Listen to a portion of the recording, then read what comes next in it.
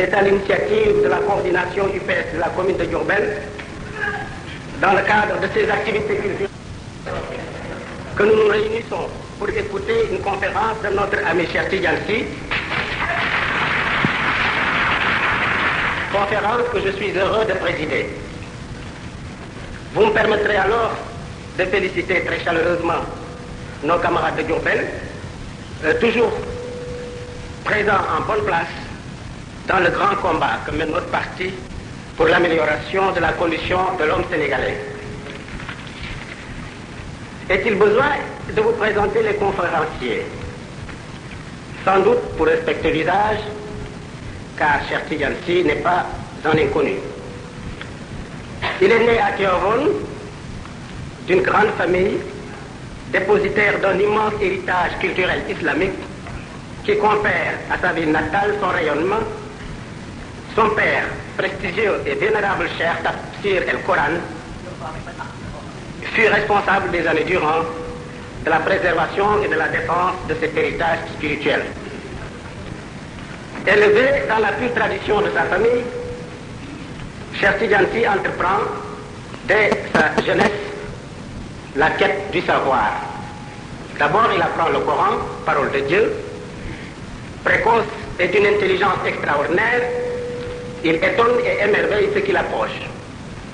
Au fil du temps, il élargit ses connaissances et très rapidement acquiert la maîtrise de la langue arabe indispensable à la compréhension des fondements et de la doctrine de l'islam.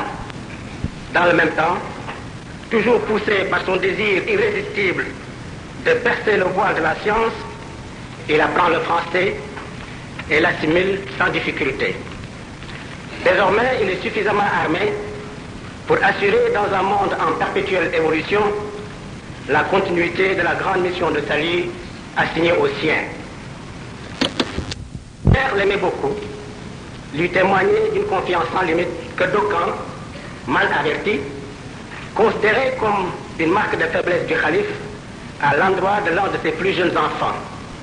En vérité, le sage avait reconnu en ce fils son successeur spirituel et le destiné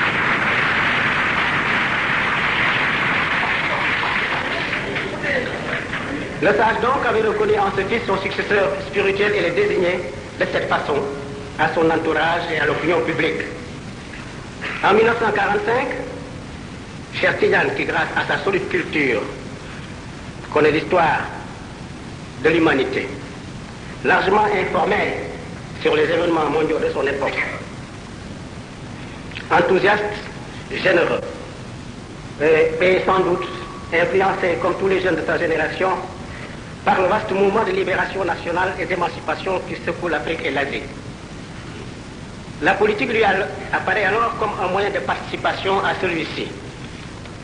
Les silences en adhérant au BDS, auquel il apporte un soutien décisif.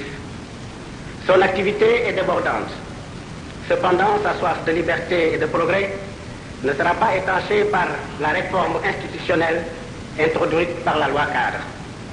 Il crée alors son propre parti, le PSS, qui contribue largement à lever des consciences des masses avant de se fondre plus tard dans le grand mouvement d'unification des partis politiques sénégalais qui poursuit le même combat, celui-là même qui nous réunit aujourd'hui. Cheikh Tidiane Sy a été ambassadeur du Sénégal dans les pays arabes où il a dignement représenté notre pays. Il en est revenu chargé de savoir et d'expérience pour se remettre au service de la communauté musulmane et du peuple sénégalais. Sa conception du rôle social de l'islam élève aux dimensions de l'univers les relations de l'homme avec Dieu. Et comme un faisceau lumineux qui pénètre les ténèbres, sa pensée profonde bouscule et détruit traditions et mythes pour porter un éclairage sur l'avenir de l'homme qui libère dans une certaine mesure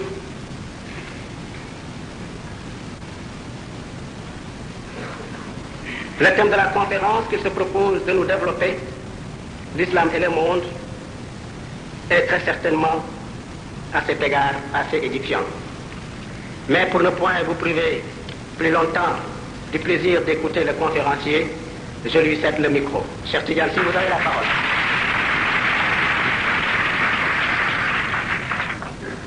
Assalamu alaikum wa rahmatullahi ta'ala wa barakatuh.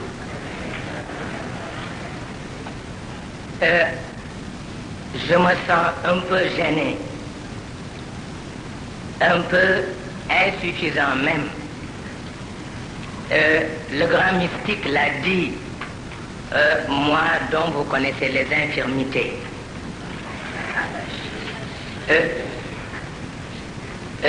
Compte tenu de l'importance que j'attache à cette déclaration que vient de faire le président Magatlo. Le président Magatlo, c'est à la fois un frère, un ami et un compagnon de lutte.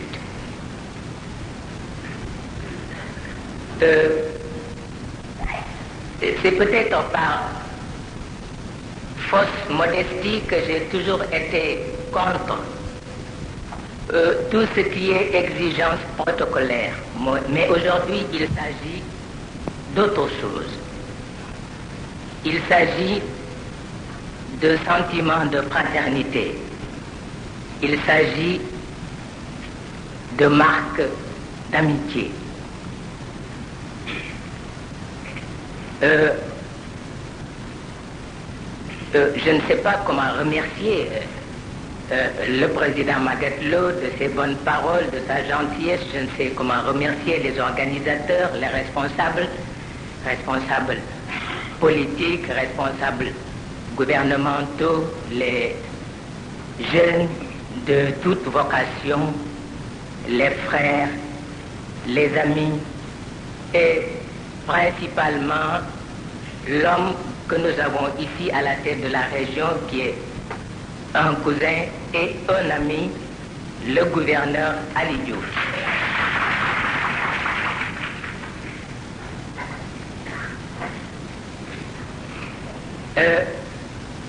Je suis vraiment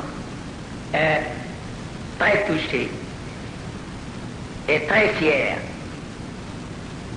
de tout ce qu'a dit ici Magatlo, et cela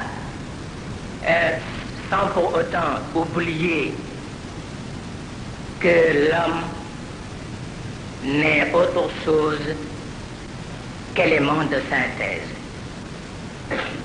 et que l'humilité et que seule l'humilité reste non seulement le fondement mais la signification de sa grandeur. Je profite de l'occasion pour adresser un salut plus que respectueux au calife général de la confrérie mouride, au digne chef religieux qui l'entoure, à tous nos frères de l'islam, de la confrérie Tidjane, de la confrérie Qadir, de la confrérie mouride. Nous disons à tous merci et Allahumma al-mukhlisin. Et vous excuserez cette petite audace. Vous le savez, je ne suis pas intellectuel de langue française, je suis arabisant, mais je suis avant tout un Sénégalais. C'est-à-dire enfant d'un pays où le français reste la langue officielle. Et quelqu'un l'a déjà dit, qui connaît un Sénégalais connaît quelque chose de son frère de la métropole. On est à la fois sénégalais et français, il faut le dire tout de suite. D'autant que nous avons à la tête du pays un homme qui est à la fois chef politique, autorité spirituelle autorité spirituelle, parce que poète, parce que humaniste, parce que défenseur acharné des trois religions révélées.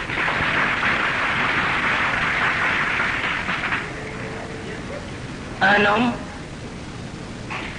qui exige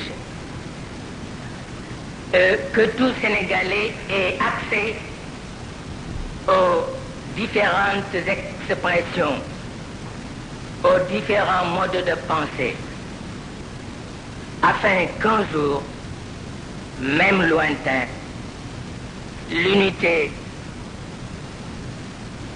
linguistique et culturelle de notre genre puisse être réalisée. Raison pour laquelle d'ailleurs je viens vous parler aujourd'hui de cette vieille chose. De cette vieille chose qui s'appelle religion et qui, faute de souplesse d'après les uns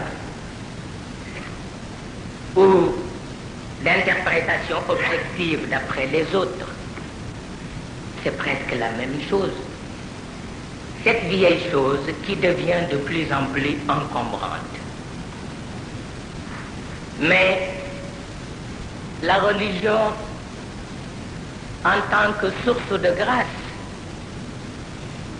la religion en tant qu'attitude de la créature à l'égard de son créateur, attitude à la fois raisonnable et raisonnée, la religion en tant que comportement social, parce qu'elle est les trois à la fois, mériterait de notre part beaucoup plus d'attention. Malheureusement, il faut le dire tout de suite, les esprits butés voudraient en faire, les esprits butés, eux, voudraient en faire une question de fascination, une question de symbolisme aussi étourdissant qu'objectivement incompréhensible. Mais je crois que l'essentiel, c'est de mettre l'accent sur ce que l'islam appelle al-haqa'iq al-kubra, c'est-à-dire les grandes réalités, les réalités de tous les temps et de tous les siècles, et qui veulent que l'homme ait pour objectif principal la réalisation de l'unité profonde et organique de la création. Le Coran l'a bien dit, si Dieu se plaît à faire de ce monde un monde médiateur, c'est qu'il a bien voulu mettre à l'épreuve certains éléments par et à travers lesquels se manifeste la grande masse des réalités. Il a créé la vie et la mort en vue de permettre à l'homme de se mesurer aux grands événements, de s'accorder de certaines situations, et cela pour la simple raison de mériter son nom, de justifier son appartenance à une espèce qui est vraiment chère à l'ensemble des autres espèces. C'est effectivement un moyen et une occasion pour ce Dieu tombé du ciel de redevenir ici-bas même le grand favori de la compétition interuniverselle. C'est là le sens que le Créateur accorde à la liberté. Et c'est là une manière qui lui est singulière de désigner un vicaire. Un sens et une manière qui ont pour point de référence la dignité de l'homme. Cette dignité qui d'ailleurs ne cesse de faire appel à toutes les dispositions physico-cérébrales afin que l'équilibre soit maintenu à tous les niveaux et dans tous les domaines. C'est l'âme avec son inclination au sacré, c'est l'intelligence avec sa soif de découverte, c'est l'esprit avec ses ressources inépuisables, c'est la passion plongée dans une quête perpétuelle d'approfondissement et de divertissement. C'est le corps avec son légitime besoin d'aliments nutritifs et c'est enfin l'homme, instrument de mesure, qui est toujours là pour en assurer équitablement la répartition. Sinon, tout devient obscurité dans le plus obscur des mondes. L'on sait l'importance que Dieu attache au maintien et à la sauvegarde de l'univers par ses principes d'équilibre. Vous l'avez vu dans le Coran. Ar-Rahman, allama al-Qur'an, khalaqa al-insan, allamahu al-bayan, الشمس والقمر بحسبان والنجم والشجر يسجدان والسماء رفعها ووضع الميزان. C'est l'équilibre. C'est l'équilibre entre Dieu et la création. Il s'agit non seulement d'organiser la vie, mais plus précisément d'éterniser la vie par une action rémunératrice et permanente. Il s'agit d'aimer l'action en vue de rendre culte à Dieu. Il s'agit enfin d'ériger la conscience en centre d'attraction où tous les jeux de perfectionnement sont autorisés. Le prophète de l'islam l'a dit, en toute chose, et pour la réalisation de toute entreprise, Dieu exige une technique plus que perfectionnée, ce qui signifie que Dieu est loin d'être un élément de recul dont la seule préoccupation est de remuer les brasiers de l'enfer. Ce qui est malheureux pour le musulman sénégalais, c'est qu'il a toujours tendance à confondre l'islam et les saints piliers qui d'ailleurs et heureusement n'en sont qu'un emblème. Mais si par exemple la prière cesse d'être sacralisation de nos actes quotidiens, malheur à ceux qui par ignorance en deviennent les victimes. Car la prière est à l'âme comme l'engrais à la surface du sol. Ou il l'améliore, ou il l'écrase, c'est une question de dosage, une question de discernement, c'est surtout une question d'éducation mystique. Or, l'islam est tout un système éducatif, à la fois politique, social et religieux. L'islam peut être considéré comme une aventure passionnante, une aventure qui a pour point de départ le berceau et qui ne saurait prendre fin qu'avec les flancs inconsolables de la tombe. Dans ce système et à travers cette aventure, l'homme se cherche en cherchant ce qui constitue son affinité avec les grandes réalités. Les exigences de la modernité n'en sont qu'un aspect, mais un aspect dont l'éclipse porterait atteinte à la conscience de l'univers. Les exigences de la modernité n'en sont qu'un aspect. Ça, on le sait, mais un aspect très important. Un aspect dont la disparition porterait atteinte à la conscience de l'univers. Un de mes aînés marabouts m'a dit ceci: vous aimez trop le monde pour mériter la confiance de Dieu.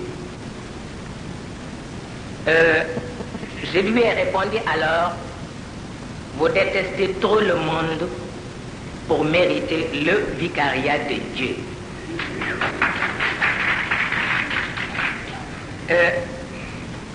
Cela signifie qu'il doit y avoir une troisième silhouette qui nous attend, l'un et l'autre, à la croisée des chemins.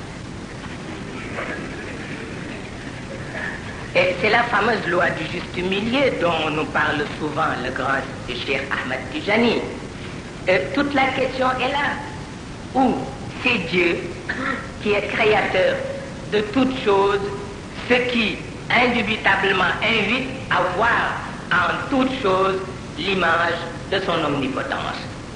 Où Dieu n'est qu'un pur subjectivisme, en face duquel toute objectivité doit être bannie. Nous demanderions alors aux marchands de divinité de cesser leur commerce. Ça, c'est normal.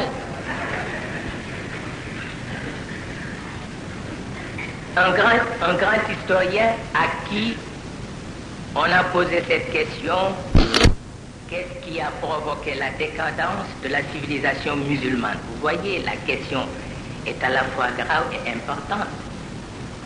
Et pourtant, sa réponse n'en est pas moins grave et importante parce que insignifiante. Il dit: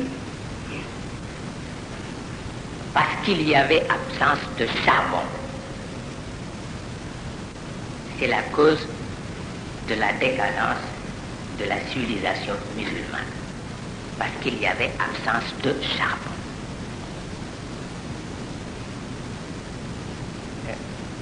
Insignifiante mais importante.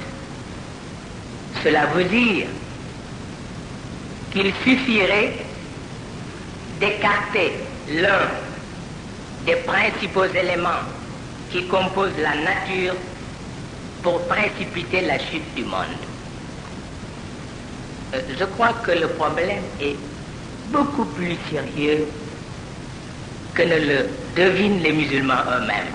Il s'agit avant tout de mériter l'héritage à la fois religieux et socio-culturel légué aux musulmans par Sayyidina Muhammad. Je vous le laisse, avait-il dit à ses compagnons de lutte. Je vous le laisse. L'essentiel est que vous en soyez dignes. Il s'agit de libérer l'islam des contraintes tendant à l'asphyxier.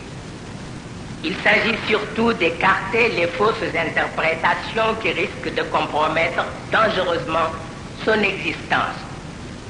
C'est très beau, c'est tellement beau d'entendre le Coran nous dire le verbe sublime et délicat lui est destiné. Mais c'est l'action innovatrice qui lui sert de véhicule.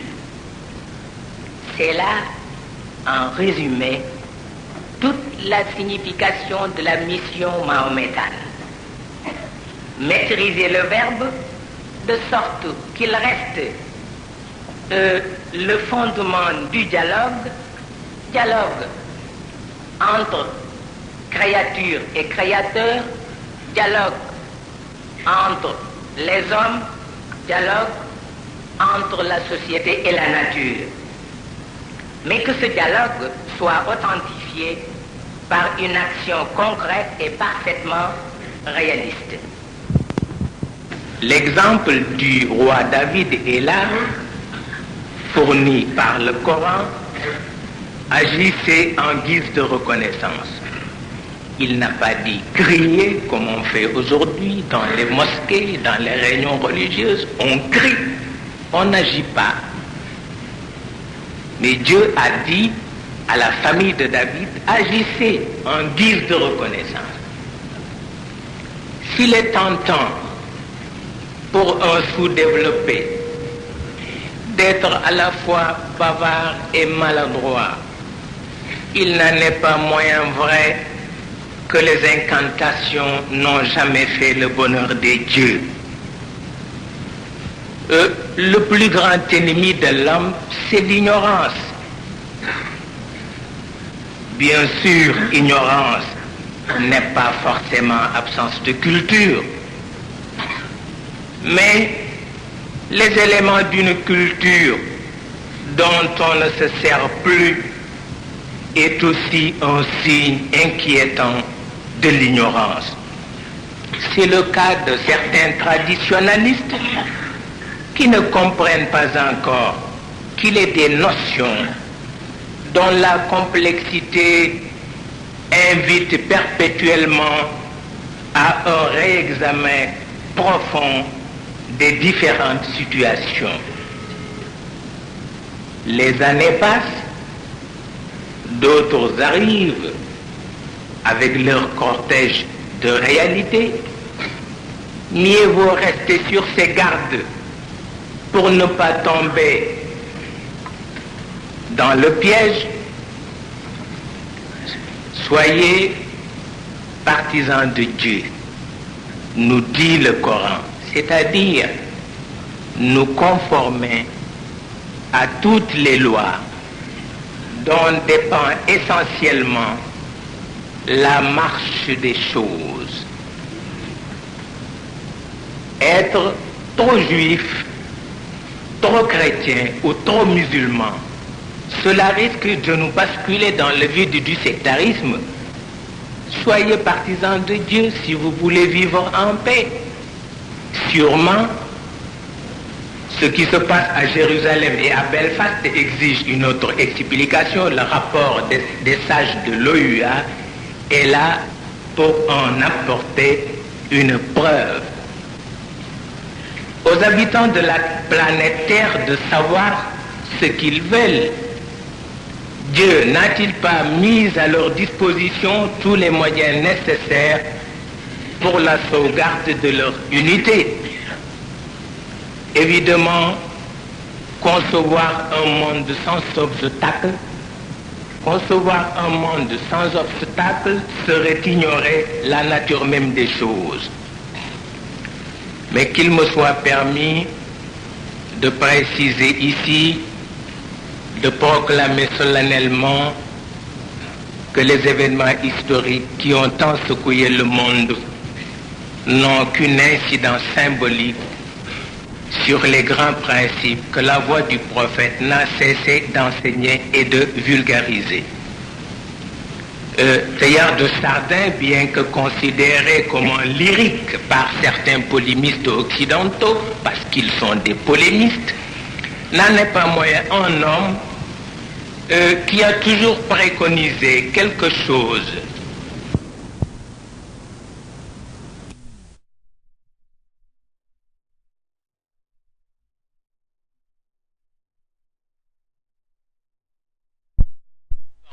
d'effacement, de caricature.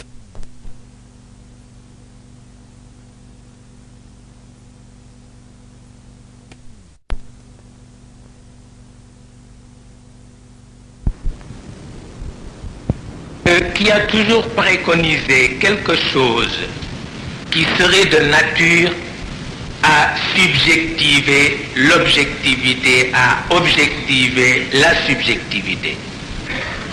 Malheureusement, certains Européens et spécialistes de l'islam noir ont tendance à imputer la situation d'une certaine catégorie de musulmans à l'esprit rétrograde de la culture musulmane, alors que cette situation est due plutôt à cette coïncidence qui veut que l'Occident soit héritier naturel de l'Orient et de ce fait continuateur des conquêtes qui ne pouvaient avoir comme conséquence immédiate que la soumission de tous les hommes et de tous les pays à cette nouvelle loi qu'on appelle colonisation ou colonialisme. Pour le Sénégal, les colonisateurs n'ont jamais admis qu'un marabout fasse autre chose que de rester marabout, avec ce que cela comporte d'effacement, de caricaturisme et de farce. Mais que voulez-vous? Est-il permis à tout le monde de se déclarer héros face à un tel arsenal de dépersonnalisation? D'autant qu'il s'agit ici de colonisateurs, de colonisés, cela n'a rien à voir avec l'islam. Au cours d'une causerie à l'université de Dakar, j'ai attiré l'attention des jeunes sur la nécessité d'organiser le plus fréquemment possible des conférences destinées à inculquer au milieu maraboutique quelques principes dont ils ont besoin pour s'adapter aux réalités politiques, économiques et sociales de notre temps. Les marabouts ne sont-ils pas partie intégrante de la société sénégalaise? Et pourtant, il faut que les marabouts acceptent. Il faut que les marabouts acceptent une telle initiative. Je suis loin d'ignorer les craintes qu'une telle entreprise pourrait susciter dans ces milieux maraboutiques. Mais comme j'en parlais l'autre jour avec un jeune chef religieux, parce que dans ce pays tout le monde est chef religieux,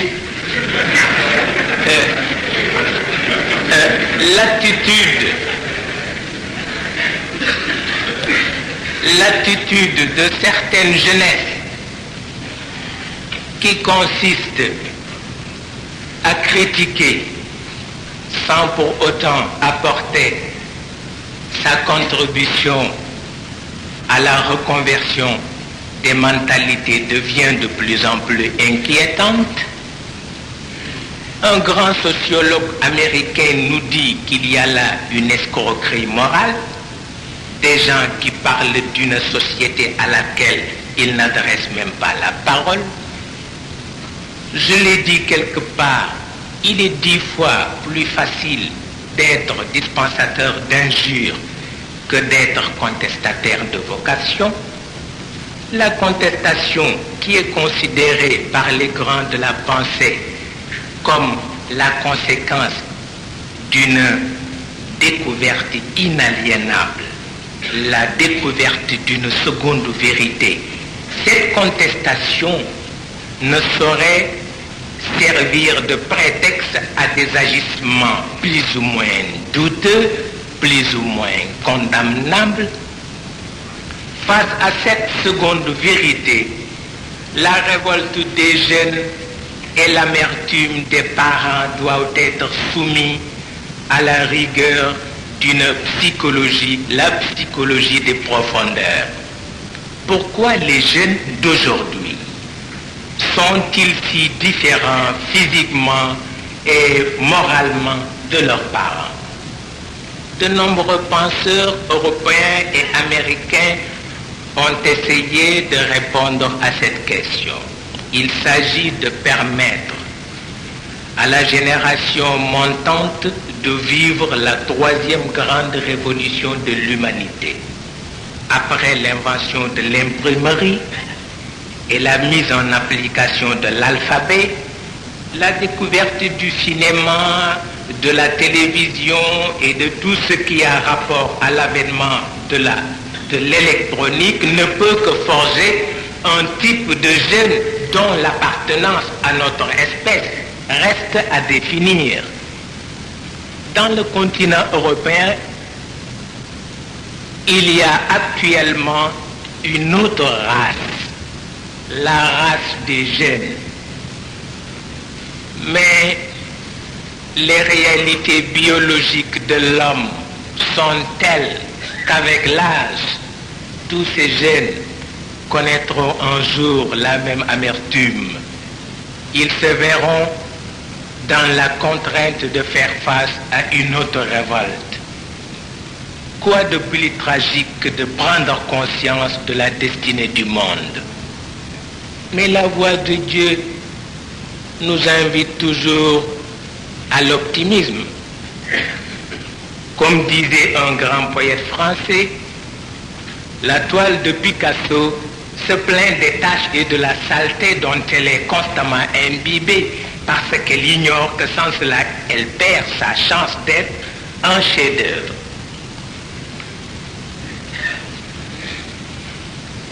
Mieux vaut accorder un autre sens à la vieillesse et à la mort. La vieillesse est faite de beauté, la mort est faite de majesté, disait un poète sénégalais. Ce qui est regrettable, je l'ai souvent répété, c'est que les admirateurs comme les détracteurs de l'islam n'arrivent plus à distinguer l'essentiel de l'accessoire. Ils font semblant d'ignorer l'esprit d'ouverture qui caractérise la doctrine mahométane. La littérature coranique n'a-t-elle pas permis aux musulmans de familiariser avec tous les grands systèmes, à la seule condition qu'un souffle de Dieu, qu'un souffle divin y soit maintenu.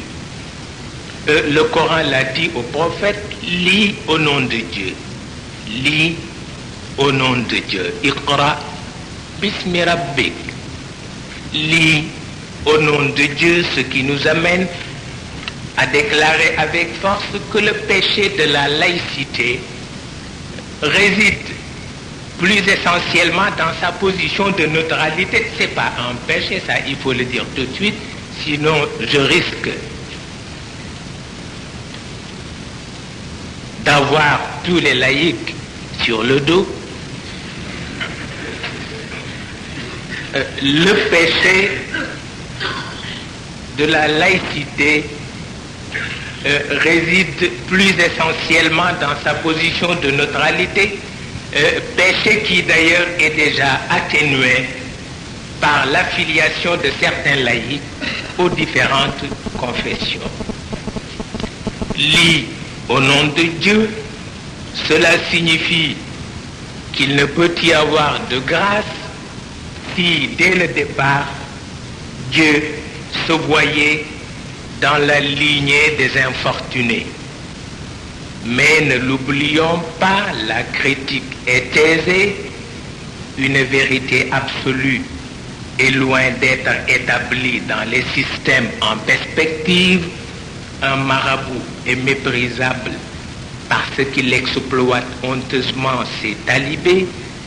Un politicien est ignoble parce qu'il profite de la disponibilité de ses électeurs pour se faire un nom.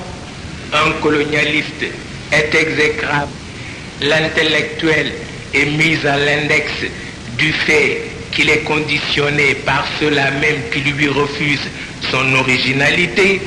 Le riche n'en est pas moins abominable parce que vivant dans un monde où seule l'usure impose sa loi, le mendiant se sent détesté parce que considéré comme un parasite.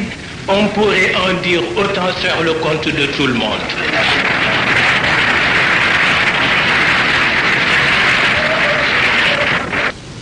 C'est que les grands de la critique rejettent parfois sur autrui leurs propres doutes. Les doutes qui peuplent leur subconscient. Il s'agit d'une maladie dont la ténacité dépasse largement la compétence des psychanalystes. Notre monde est plein de fous.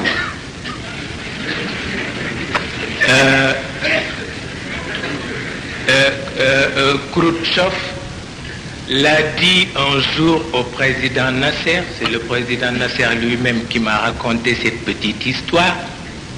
Khrouchtchev lui a dit « Toi et moi, on est des fous, mais c'est un secret d'État. »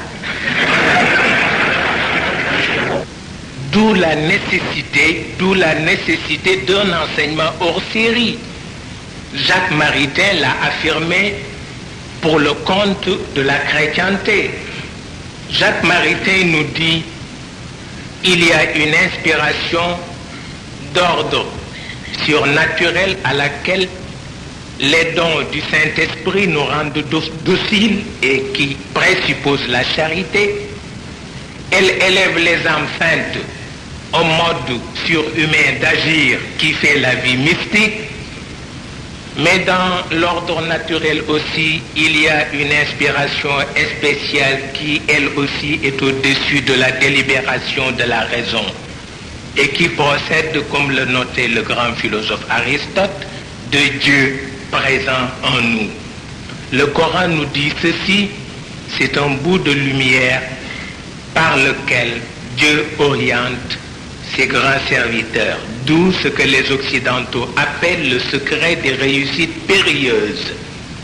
Ce qu'il faut retenir ici, c'est qu'il y a mysticité et mysticité. Les hippies sont-ils, oui ou non, satisfaits de l'aspect caricatural d'un certain mysticisme? Je n'en sais pas encore grand-chose, mais je crois que le danger qui menace notre existence, c'est surtout l'absence de ce qu'on appelle le dialogue. S'il est amusant de passer son loisir à formuler des critiques, il n'en est pas moins évident que le dialogue reste notre unique chance pour éviter des heurts plus que nuisibles à l'organisation de notre cité. D'autant que, face aux grandes options, l'homme ou les hommes se scindent en plusieurs parties. Il y a des admirateurs, il y a des détracteurs, il y a des ceci, il y a des cela. Ce qui fait rire, c'est que Lord Belford, un historien anglais que vous connaissez, nous dit de Mustafa Kemal Pasha qu'il était chef de brigand. Alors que son homologue, Sir Charles Harrington, affirme qu'il n'a jamais rencontré un homme qui ait une vue aussi claire de ses objectifs et qui soit aussi décidé à les réaliser. Les gens disaient aussi de Mahomet que ces soldats étaient des fanatiques, alors que les autres, parce que admirateurs, reconnaissaient une chose, qu'il ne peut y avoir de soldats aussi résolus, aussi parfaitement disciplinés. C'est une question d'appréciation. Un détracteur est toujours prêt à dire des balivernes et à verser des invectives.